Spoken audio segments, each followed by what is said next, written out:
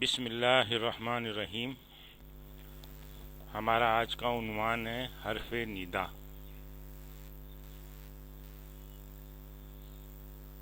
حرف ندا پکارنے کے لیے جو لفظ استعمال کیا جائے اسے کہتے ہیں۔ عربی میں لفظ یا پکارنے کے لیے استعمال کرتے ہیں، جیسے ہم اردو میں کہتے ہیں اے فلاں فلاں۔ منادا، جس کو پکارا جائے، مثال کے طور پہ زیدن۔ حرف ندا اور منادا کو آپس میں ملا دیا جائے تو کیا بنے گا؟ جیسے یا کو ہم زیدن کے ساتھ ملا دیں تو یہ بن جائے گا یا زیدو۔ دیکھیے یہاں یہ تنوین تھی زیدن میں، اس کی تنوین ختم ہو جائے گی یا کی وجہ سے، اور یہ صرف زیدو رہ جائے گا۔ تو زید کو اگر پکارا جائے گا تو اس سے ہم کہیں گے یا زیدو۔ اچھا، اب کوئی ایسی کنڈیشن ہو کہ حرف ندا کے ساتھ اگر منادا معرف باللام ہے، یعنی کوئی منادا ایسا ہے جس کے ساتھ ال لگا ہوا ہے، تو اس صورت میں کیا ہوگا؟ مثال ہے اس کی، جیسے یا اب الرجلو کو پکارنا ہے، یہ دیکھیں ال لگا ہوا ہے اس کے ساتھ، منادا معرف باللام ہے، تو اس میں ایہا کا اضافہ کر دیتے ہیں منادا اور یا کے درمیان میں، یا ایہا الرجلو۔ یہ مذکر کے لیے ہے۔ مؤنث کے لیے ہوگا یا ایتھا الطفلۃ، اس میں ایتھا کا اضافہ کر دیں گے۔ اچھا، حرف ندا کے ساتھ اگر منادا مرکب اضافی ہے تو اس کو پکارنے کا کیا طریقہ ہے؟ جیسے یہ عبد الرحمن، یہ منادا ہے، عبد مضاف ہے اور الرحمن مضاف ہے۔ جب اس کے ساتھ یا آئے گا تو اس کا مضاف حالت نصب میں چلا جائے گا، تو اس کے پکارنے کا طریقہ ہوگا یا عبد الرحمن۔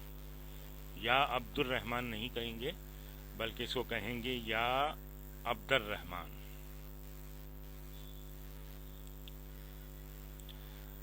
اب ہم کچھ مثالیں دیکھتے ہیں جس میں ہم نے حرکات اور اعراب کو ختم کر دیا ہے، اور اس میں دیکھتے ہیں کہ اس کو ہم کس طرح سے پڑھ سکتے ہیں۔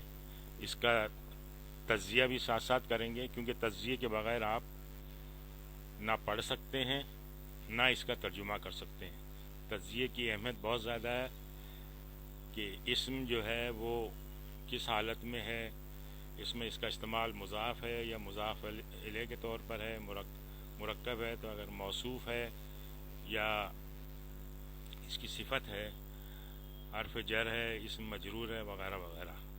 تو اسی لیے ہم نے زیادہ زور شروع میں تجزیے پہ رکھا ہے کہ تجزیے کی وجہ سے آپ اس کا صحیح ترجمہ کر سکتے ہیں، اور تجزیے ہی کو جاننے سے آپ اس کو صحیح طرح سے پڑھ سکتے ہیں۔ اب یہاں دیکھیں کہ یہ یا ہے، حرف ندا ہے، اور اس کا منادا یہ ہے الرجل۔ ایہا اسی لیے درمیان میں آیا ہے، تو اس کو الرجلو پڑھا جائے گا، یا ایہا الرجلو۔ اچھا، پھر آگے دیکھیں، یہ ماں ہے، یہ ماں اس میں استفہام کہلاتا ہے، یعنی سوال کرنے والا اسم، اس کے معنی ہے کیا۔ اچھا، یہ دیکھیں آگے اس پہ کوئی حرکت یا اعراب نہیں لگے ہوئے، تو یہ ہے اسمو کا مضاف، اسمو مضاف ہے اور کا مضاف الیہ ہے۔ ماں جو ہے اپنے بعد والے لفظ پہ کوئی اثر نہیں ڈالتا، تو اس کو ہم پڑھیں گے مسموکا، یا ایہا الرجل مسموکا۔ اے آدمی، اے شخص، آپ کا کیا نام ہے؟ اس نے جواب دیا یا۔ اب پھر دیکھیں یہ مضاف ہے اور یہ یا متکلم مضاف الیہ سیدی۔ اچھا، دال پہ زیر پڑھیں گے ہم، اس لیے کہ یا متکلم سے پہلے جو بھی لفظ آتا ہے یا متکلم چاہتا ہے کہ اس پہ زیر ہو. تو یا سیدی، حقیقتاً یہ سید جو ہے وہ حالت نصب میں ہے، لیکن یا متکلم کی وجہ سے یہ بظاہر مجرور نظر آ رہا ہے، تو اس کو ہم پڑھیں گے یا سیدی. اچھا، اس کے بعد یہ ہے اسمی، تو یہ بھی مضاف اور مضاف الیہ بن رہا ہے. اسم مضاف ہے اور یا مضاف الیہ، تو اصل میں تھا یہ اسمن اور اس کے ساتھ ملایا تھا یا متکلم. تو جب مضاف اس کا بنایا اسمن کا، تو یہ اسمو اور یا متکلم. تو یا متکلم اپنے سے پہلے زیر چاہتی ہے، تو پھر یہ فائنلی اسمی بن گیا. اس کو ہم پڑھیں گے اسمی، میرا نام. یہاں پہ عبد مضاف بن رہا ہے اور اللہ ہی اس کا مضاف الیہ ہے، تو یہ پڑھا جائے گا عبداللہ.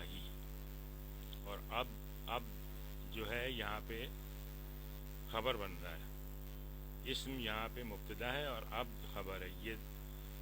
یہ اس طرح سے ہے کہ دو مرکب اضافی ایک دوسرے کے آگے پیچھے آ رہے ہیں. تو جواب ملا کہ اے جناب میرا نام عبداللہ ہے.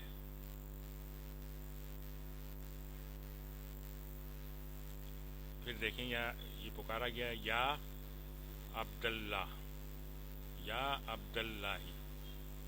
عبد کو منصوب کے ساتھ پڑھیں گے کیونکہ یہ مرکب اضافی ہے. حل ایک اور لفظ ہے، جو حرف ہے جو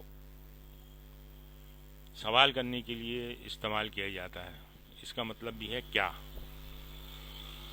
اس کے بعد یہ اپنے بعد والے اسم پہ کوئی اثر نہیں ڈالتا. انتا یہ ضمائر متصلہ مرفوع ہے اور یہ مبتدا بن کے آتے ہیں، ہمیں پتہ ہے. تو یہ مبتدا ہوا تو اس کے بعد اس کی خبر آنی ہے. تو خبر جو ہے حالت رفع میں ہوتی ہے اور نکرہ ہوتی ہے. تو خیاط کو ہم پڑھیں گے خیاتن. حل انتا خیاتن. پھر اس کے بعد یہ حرف عطف آ رہا ہے، تو حرف عطف کے بعد جو اسم آئے گا وہ اس پہلے والے اسم کے اعراب کے مطابق ہوگا. یہاں یہ نجار نجارن پڑھیں گے ہم اس کو. یہ ہو جائے گا انتا خیاتن او نجارن.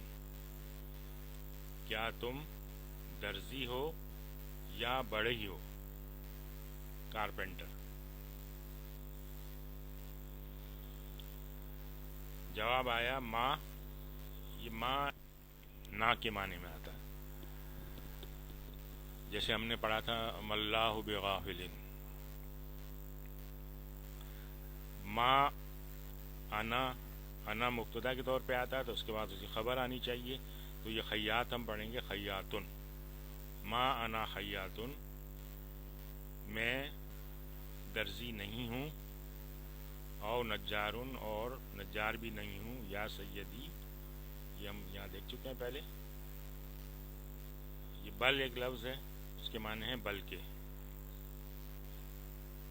انا پھر یہ مبتدا آ گیا اور بواب اس کی خبر ہے، تو یہ بوابن پڑھا جائے گا.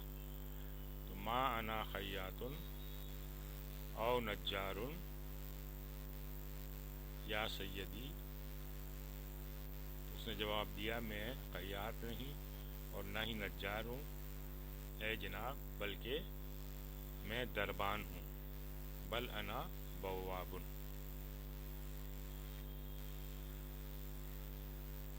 دیکھیں یا، تو اب اس کو زید کو زیدو پڑھیں گے ہم کیونکہ یہ منادا ہے. یا زیدو. اچھا یہ دیکھیں دروس کتاب اور العربی، یہ مضاف اور مضاف علیہ کی چین بن رہی ہے اور یہاں العربی پہ آ کے ختم ہو رہی ہے. تو یہاں سے یہ مضاف ہے، پھر یہ مضاف الیہ ہے، پھر یہ کتاب مضاف ہے، پھر یہ مضاف الیہ. تو اب یہ بنے گا دروسو. دروسو کے بعد اس کا مضاف الیہ کتابی. दुरुसु किताबिल अरबी, इस पे ज़ेर आएगा आखिर में क्योंकि मुज़ाफ इलैह है। दुरुसु किताबिल अरबी, अब इसकी खबर आएगी तो ये खबर बन जाएगी सहलतुन नकरा, यानी अरबी किताब के असबाक आसान है।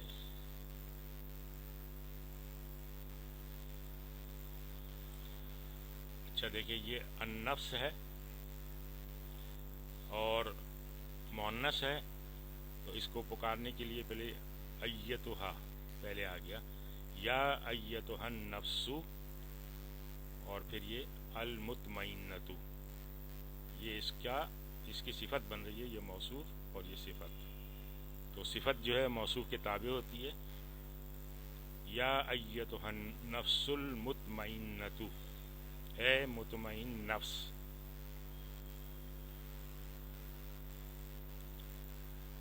अच्छा, ये या अय्युहत तुल्लाबु, क्योंकि वैसे भी आला आ रहा है इसमें, तो यहाँ पे तनवीन नहीं आएगी बल्कि अकेला दम्मा आएगा। या अय्युहत तुल्लाबु, ए तालिब इल्मो, आ जो है हर्फ इस्तिफाम में, क्या। अच्छा, फिर ये देखें, बिल्कुल यही वाली जो है तरतीब है इसमें। आ दुरूसु किताबिल अरबिया अरबी, आ दुरूसु किताबिल अरबी सहलतुन, क्या अरबी किताब के असबाक आसान हैं।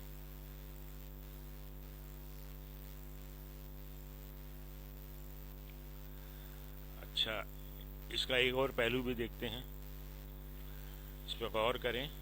कोई आपसे पूछे कि आपका नाम क्या है, अगर आपका नाम हामिद है तो आप जवाब देते हैं हामिद। आप पूरा ये जुमला इस्तेमाल नहीं करते कि मेरा नाम हामिद है।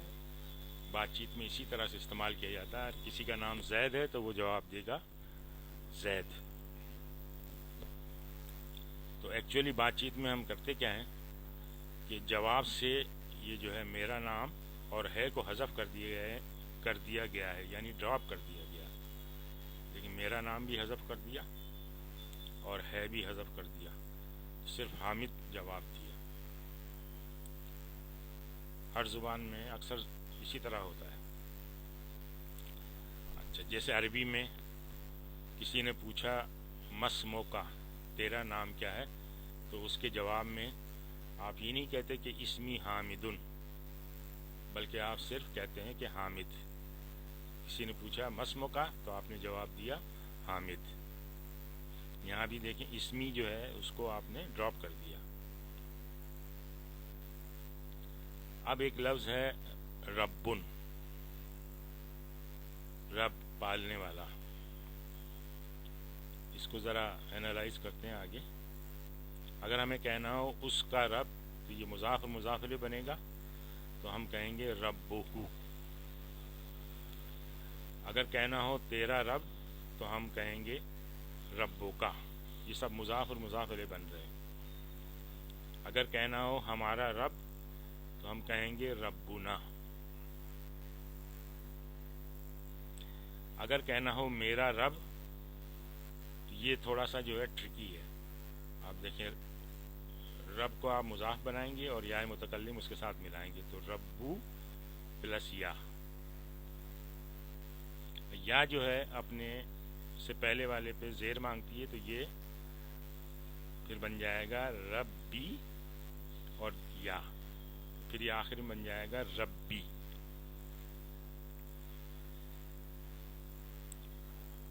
अच्छा, अगर कहना हो ए हमारे रब, या रब्बना,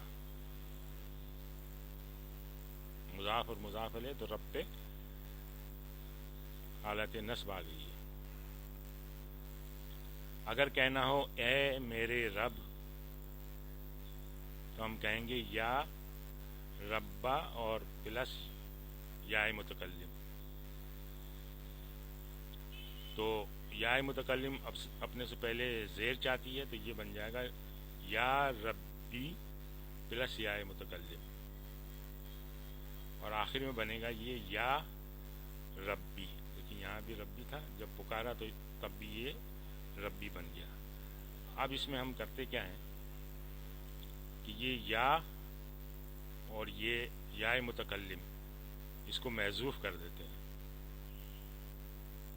تو باقی کیا بچا؟ باقی بچا ربی۔ تو ربی کا مطلب ہے یا ربی، اس ربی کا مطلب ہے یا ربی، اے میرے رب۔ اور قرآن میں جو ہے ربی انہی معنوں میں استعمال ہوا ہے، اس کی مثالیں ہم دیکھتے ہیں۔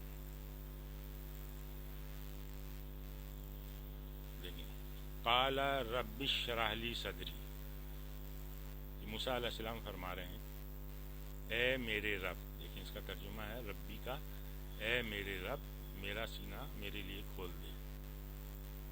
اس طرح ربی انہن اضللن کثیرا من الناس، یہاں بھی دیکھیں ربی کا ترجمہ ہے اے میرے رب، انہوں نے بہت سے لوگوں کو راہ سے بھٹکا دیا ہے۔ یہ دعا ہم اکثر پڑھتے ہیں، رب اجعلنی مقیم الصلاۃ ومن ذریتی ربنا وتقبل دعا۔ یہ دیکھیں ربی اے میرے رب، مجھے نماز کا پابند رکھ اور میری اولاد کو بھی، اے ہمارے رب میری دعا قبول فرما، آمین۔ اس طرح سے دیکھیں ربنا اغفر لی ولوالدی وللمؤمنین یوم یقوم الحساب، اے ہمارے رب، ربنا یعنی یہ مضاف اور مضاف الیہ ہے، تو اسی لیے رب کے اوپر یہ زبر آیا ہے، اے ہمارے رب مجھے بخش دے اور میرے ماں باپ کو بھی بخش اور دیگر مومنوں کو بھی جس دن حساب ہونے لگے۔ اس طرح یہ مشہور دعا ربنا آتنا فی الدنیا حسنۃ وفی الآخرۃ حسنہ وقنا عذاب النار، اے ہمارے رب، دیکھیں ترجمہ اس کا ہوا ہے اے ہمارے رب ہمیں دنیا میں نیکی دے اور آخرت میں بھی بھلائی عطا فرما اور عذاب جہنم سے نجات دے۔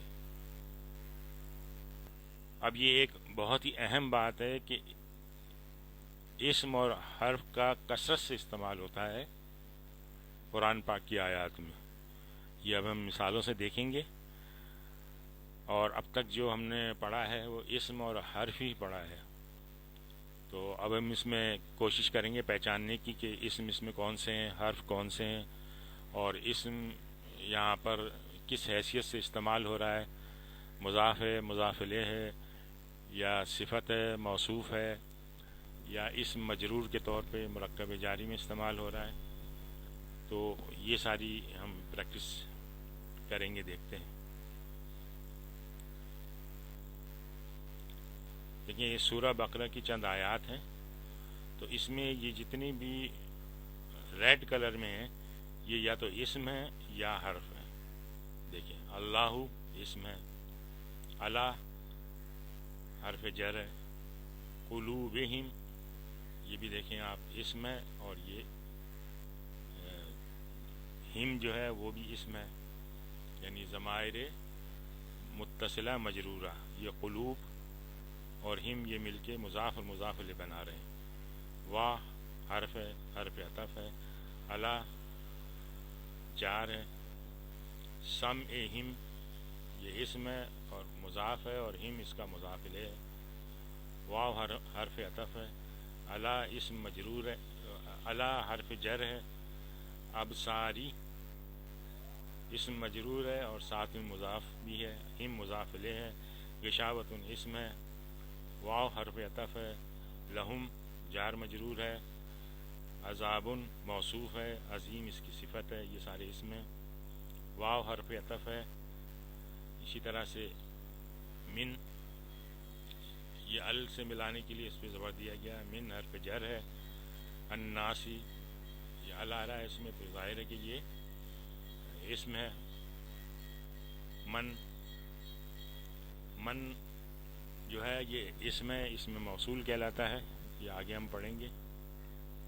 اس کے بعد باللہ، یہ جار ہے مجرور ہے، واو اس میں حرف عطف ہے، بالیوم اسی طرح سے جار مجرور ہے، اور یوم اور آخر جو ہے یہ موصوف اور صفت ہے۔ واو حرف عطف ہے، ما حرف ہے، حرف نہیں ہے، اس کا مطلب ہوتا ہے نہیں۔ ہم ضمیر منفصلہ مرفوعہ، بمومنین جار مجرور ہے، اللہ اسم ہے، واو حرف عطف ہے، الذین بھی اسم موصول کہلاتا ہے۔ یہ اس طرح سے یہ واو حرف عطف ہے، ما حرف نفی ہے، اللہ حرف استثناء کہلاتا ہے، انفسہم یہ بھی اسم ہے، ہم جو ہے ضمیر ہے یہ اسم ہے، واو حرف عطف ہے اور ما حرف نفی ہے، فی قلوبہم مرض یہ تو ہم پہلے بھی دیکھ چکے ہیں، یہ جار مجرور مضاف مضاف الیہ اور پھر یہ اسم ہے۔ یہ فا بھی حرف عطف کی ایک قسم ہے، آگے دیکھیں گے۔ ہم اسم ہے ضمیر کی صورت میں، اللہ اسم ہے، مرضن اسم ہے، واو حرف عطف ہے، لہم جار مجرور ہے، عذاب علیم موصوف اور اس کی صفت ہے، یہ دونوں اسم ہیں۔ بی حرف جر ہے اور ما اسم موصول ہے، یعنی جار مجرور بنتا ہے۔ تو آپ یہ دیکھیں کہ ان آیات میں یہ جو ریڈ کلر کے ہیں یہ سارے یا تو حرف ہیں یا اسم ہیں، تو کس قدر زیادہ استعمال ہے حرف اور اسم کا۔ تو حرف اور اسم کے بارے میں جو گرامر کے مختلف قاعدے ہیں ان کا جاننا بہت زیادہ ضروری ہے۔